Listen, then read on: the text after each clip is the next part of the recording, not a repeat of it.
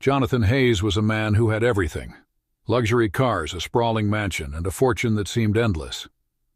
But none of it mattered. Not since the day he lost his only son, Daniel, in a tragic accident 5 years ago. Every Sunday without fail, Jonathan visited Daniel's grave in a quiet tree-lined cemetery on the outskirts of the city. It was the only place where he allowed himself to feel the weight of his grief. One Sunday, as Jonathan approached the grave with a bouquet of white lilies, Daniel's favorite, he noticed something unusual. A young boy, no older than 10, was sitting cross-legged in front of the headstone. The boy's clothes were tattered, his face smudged with dirt, and his hair unkempt. He looked like a beggar, someone who had been living on the streets. Jonathan froze, his grip tightening on the flowers. Who was this boy? And why was he here, of all places? The cemetery was private, and strangers rarely wandered in. He cleared his throat, his voice sharp but tinged with curiosity. "Hey, kid, what are you doing here?" The boy turned, his wide eyes filled with a mix of fear and defiance. For a moment they stared at each other. Jonathan, tall and imposing in his tailored suit, and the boy, small and fragile but with a spark of resilience in his gaze. Without a word, the boy scrambled to his feet and bolted, disappearing into the dense woods that bordered the cemetery. Jonathan stood there, stunned. He dropped the lilies and took a step forward, but the boy was already gone. His heart raced, not just from the sudden encounter, but from the questions swirling in his mind. Who was that boy? Why had he been at Daniel's grave? And why had he run away? That night, Jonathan couldn't sleep. The image of the boy haunted him, his thin frame, his dirty clothes, the way he had looked at Jonathan with those piercing eyes. There was something about him, something familiar that Jonathan couldn't quite place. He needed answers. The next morning, Jonathan called his private investigator, a man named Marcus, who had helped him with countless business matters over the years. "I need you to find someone for me," Jonathan said, his voice firm.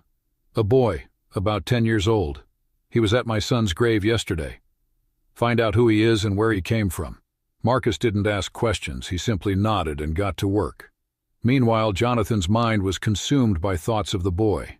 He had spent years building walls around his heart, burying his pain in work and wealth. But now those walls were beginning to crack. Marcus worked tirelessly for days, following every lead he could find.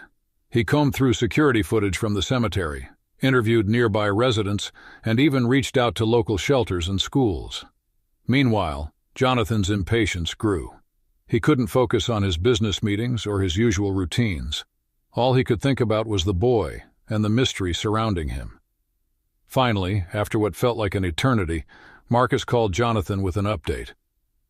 "I found him," Marcus said. "His name is Sam. He's been living on the streets with his mother, Clara. They've been moving from place to place, trying to stay under the radar. From what I've gathered, Sam visits the cemetery regularly. He's been doing it for months." Jonathan's heart raced. "Where are they now?" he asked, his voice urgent. "They're staying in an abandoned warehouse on the east side of the city," Marcus replied. "It's not a safe place, Jonathan. If you want to meet them, I'd advise caution."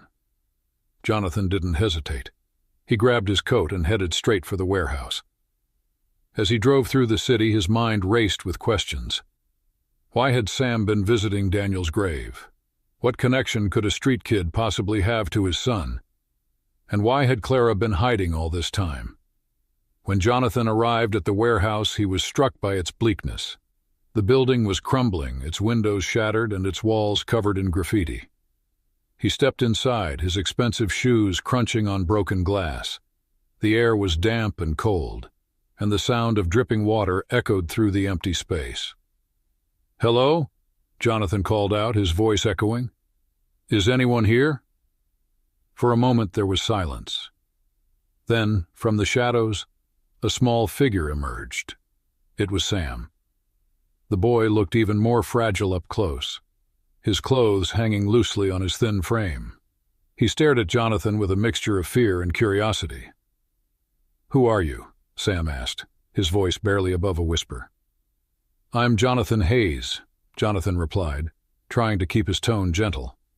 "I'm Daniel's father. I saw you at his grave. Can you tell me why you were there?" Sam hesitated, glancing over his shoulder. From the darkness, a woman stepped forward. She was thin and weary, her face lined with hardship, but there was a strength in her eyes that caught Jonathan's attention. "I'm Clara," she said, her voice steady but cautious. "Sam's mother. We didn't mean to intrude on your grief. We just needed a place to remember." Jonathan frowned. "Remember what? What does my son have to do with you?" Clara took a deep breath, her hands trembling slightly. "Daniel was Sam's brother," she said quietly. The words hit Jonathan like a punch to the gut. He staggered back, his mind reeling. "What are you talking about? Daniel was my only son. He didn't have any siblings." Clara's eyes filled with tears. "Daniel didn't know about Sam," she explained. "I was pregnant when he died. I never got the chance to tell him." Jonathan's world seemed to tilt on its axis. He stared at Sam, seeing Daniel in the boy's eyes, in the shape of his face. It was like looking at a ghost, a living, breathing reminder of the son he had lost. Jonathan stood frozen, his mind struggling to process Clara's words. Daniel had a brother, a son. This boy, Sam, was his grandson.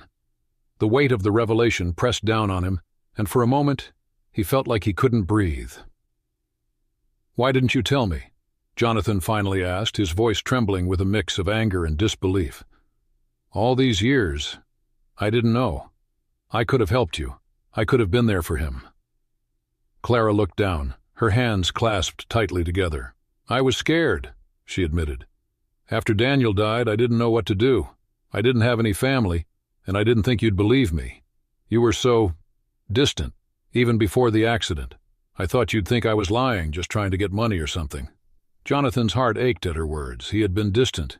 He had been so consumed with his work, his empire, that he had neglected his own son. And now he was faced with the consequences of that neglect, a grandson he never knew existed, living in poverty because of his own ignorance. Sam, who had been silent until now, spoke up. "Are you really my grandpa?" he asked, his voice small but filled with curiosity. Jonathan knelt down so he was at eye level with the boy. "Yes, Sam," he said softly. "I am. And I'm so sorry I didn't know about you sooner." Sam studied him for a moment, then nodded slowly. "It's okay," he said. "Mom says you didn't know, but are you going to help us now?" Jonathan's eyes filled with tears. He reached out and gently placed a hand on Sam's shoulder. "Yes, Sam, I'm going to help you. Both of you. You don't have to live like this anymore." Clara stepped forward, her expression a mix of relief and apprehension. "Jonathan, I don't want your money," she said firmly. "I just want Sam to have a better life. He deserves that." "And he will," Jonathan replied, standing up. "But not just because of money, because he's family, and family takes care of each other." Over the next few days, Jonathan made arrangements for Clara and Sam to move into a small but comfortable apartment near his home. He hired a tutor for Sam and helped Clara find a stable job. But more importantly, he spent time with them, getting to know Sam, learning about Clara's struggles, and slowly building a relationship with the family he never knew he had. One evening, as they sat together in the apartment, Sam looked up at Jonathan with a shy smile. "Grandpa," he said, "can you tell me about my dad?" "Mom says he was really brave." Jonathan's heart swelled with emotion. He nodded and began to share stories about Daniel, his laughter, his kindness, his dreams. As he spoke, he realized that this was what he had been missing all these years. Not the wealth or the success, but the connection, the love, the sense of belonging. As the days turned into weeks, Jonathan's life began to change in ways he hadn't imagined. He started spending less time in his office and more time with Sam and Clara. He took Sam to the park, helped him with his schoolwork, and even taught him how to ride a bike. For the first time in years, Jonathan felt alive, like he had a purpose beyond his business empire. Clara, however, was still cautious. She appreciated Jonathan's help, but she was wary of his wealth and influence. She had spent years struggling to provide for Sam, and the idea of relying on someone else, especially someone as powerful as Jonathan, made her uneasy. One afternoon, as they sat in the apartment, Clara finally voiced her concerns. "Jonathan, I'm grateful for everything you've done for us," she said carefully. "But I need to know. What happens next? Are we just a project to you? Something to make you feel better about the past?" Jonathan was taken aback by her question. He had been so focused on making up for lost time that he hadn't considered how his actions might be perceived. "Clara, this isn't just about guilt," he said earnestly. "Sam is my grandson, your family. I want to be a part of your lives, not just for now, but for good." Clara studied him for a moment, then nodded slowly. "I believe you," she said, "but it's going to take time, for all of us." Jonathan understood. He knew that trust couldn't be bought or rushed. It had to be earned, one small step at a time. Meanwhile, Sam was thriving. He loved spending time with his grandfather, and he was eager to learn everything he could about his father. One day, as they sat together in Jonathan's study, Sam asked a question that caught Jonathan off guard. "Grandpa, why didn't you and Dad get along?" Sam asked innocently. Jonathan sighed, his heart heavy with regret. "I made a lot of mistakes, Sam," he admitted. "I was so focused on my work that I didn't make time for your dad. I thought I was doing what was best for him, but I was wrong. I didn't realize how much he needed me until it was too late." Sam thought about this for a moment, then said, "But you're here now. That's what matters, right?" Jonathan smiled, his eyes filling with tears. "Yes, Sam, that's what matters." As the weeks went by, Jonathan began to see the world through Sam's eyes. He noticed the small things, the way Sam's face lit up when he learned something new, the way he laughed when they played games together, the way he looked at Jonathan with trust and affection. It was a reminder of what he had lost with Daniel, but also a chance to make things right. One evening, as they sat together on the balcony watching the sunset, Sam turned to Jonathan and said, "Grandpa, do you think Dad would be proud of us?" Jonathan's heart swelled with emotion. He put an arm around Sam's shoulders and pulled him close. "I think he would be very proud, Sam. And I think he's watching over us, smiling." As the months passed, Jonathan, Clara, and Sam settled into a new rhythm. The once lonely billionaire now found joy in the simplest moments: breakfasts with Sam, quiet conversations with Clara, and the shared laughter that filled their home. For the first time in years, Jonathan felt like he was part of a family. But not everything was easy. Clara still struggled with trusting Jonathan completely. She had spent so many years relying only on herself that it was hard to let someone else in. One evening, after Sam had gone to bed, Clara sat down with Jonathan in the living room. "I need to be honest with you," she said, her voice steady but tinged with vulnerability. "I'm still scared that one day you'll wake up and realize this isn't what you want, that we're too much for you." Jonathan looked at her, his expression soft but serious.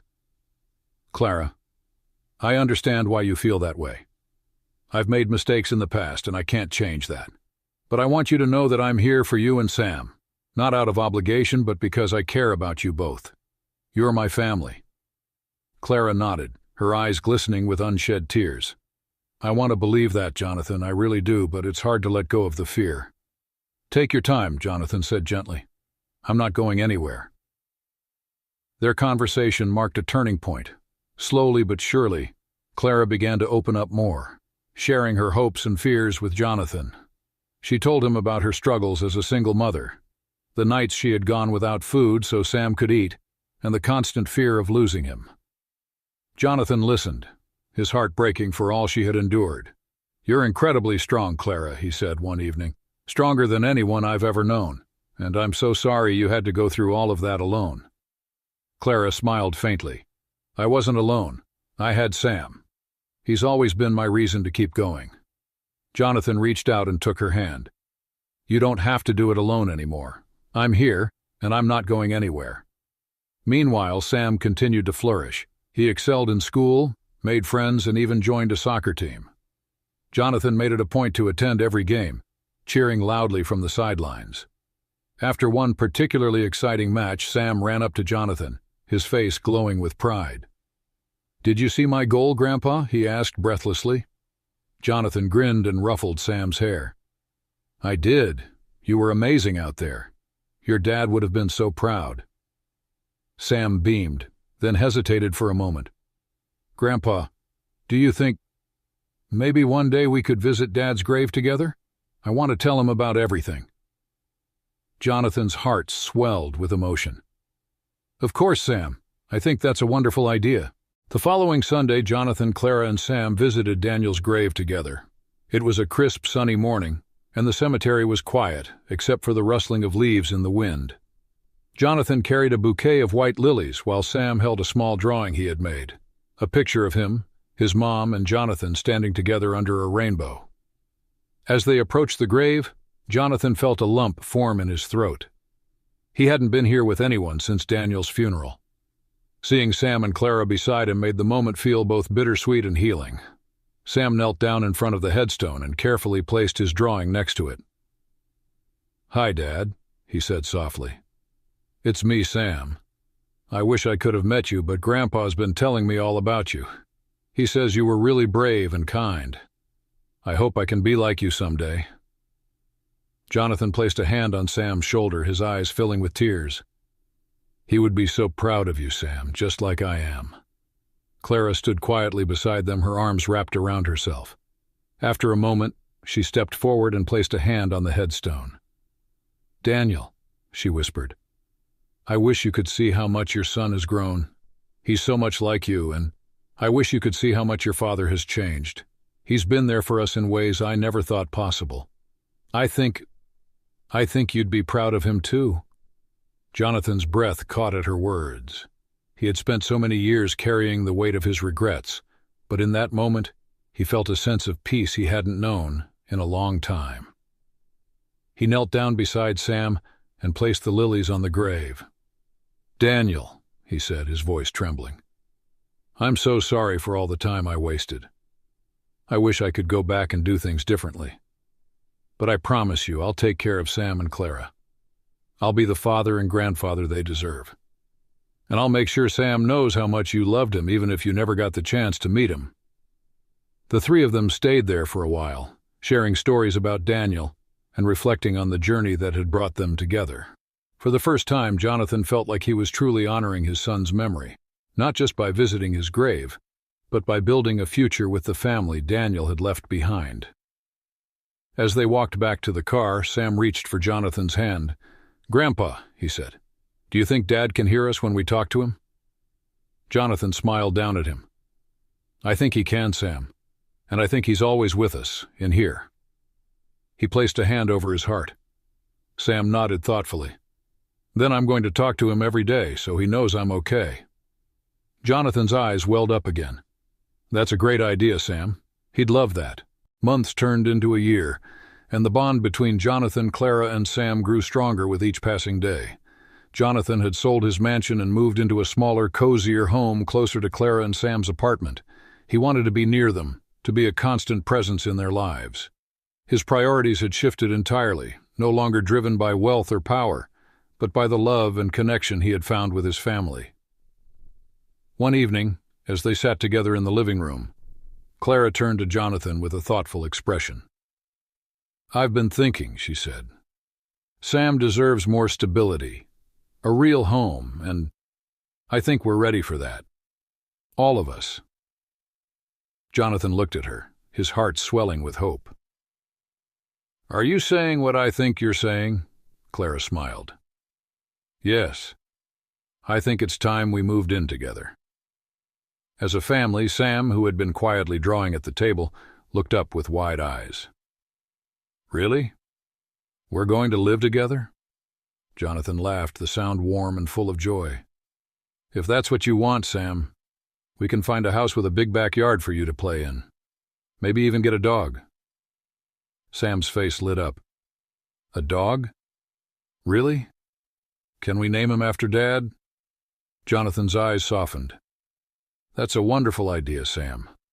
I think Daniel would love that."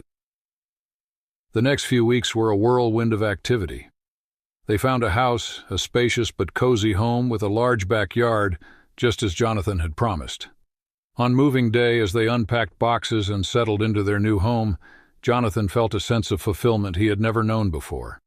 This wasn't just a house, it was a home, filled with love and the promise of a brighter future. That night, as they sat together in the backyard under a sky full of stars, Sam turned to Jonathan. "Grandpa," he said, "do you think Dad's watching us right now?" Jonathan looked up at the stars, a smile tugging at his lips. "I know he is, Sam, and I think he's happy. Happy that we're together, happy that you're safe and loved." Clara reached over and took Jonathan's hand, her eyes shining with gratitude.